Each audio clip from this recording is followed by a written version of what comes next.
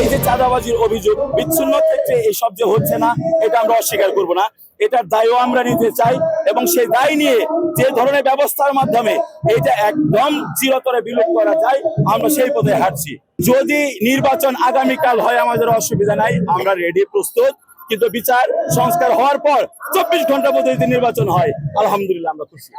তো একটা শাসকের পরিবর্তন একটা জাতির মুক্তি এনে দিতে পারে না।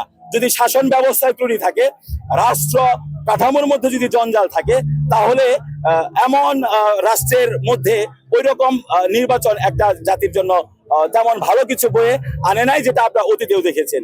কাজেই আমরা সর্বপ্রথম গুরুত্ব দিব বিচার। বিচার হতেই হবে। এরপর হচ্ছে সংস্কার। সংস্কার হওয়ার পরে যে নির্বাচনটা হবে, আমরা মনে করব সেইটাই বাংলাদেশকে সত্যিকারের একটা ডেমোক্রেটিক জায়গায় নিয়ে যেতে পারবে।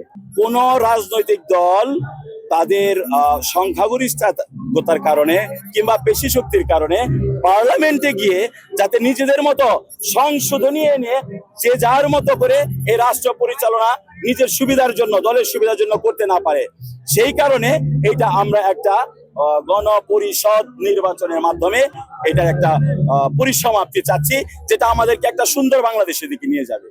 30.8% ভোট পেয়েছিল বিএনপি, 30.1% ভোট ছিল আওয়ামী লীগের। সেই ক্ষেত্রে পিআর পদ্ধতিতে যদি নির্বাচন হতো, সেই ক্ষেত্রে আপনার 98 or 91 এই পরিমাণ সিট তারা পেত।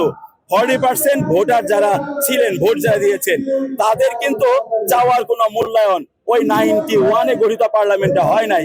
এবং সেখানে বিরোধী দল হিসেবে বিএনপিও কিন্তু, আওয়ামী লীগও কিন্তু ওই ধরনের ভূমিকা রাখতে পারে নাই।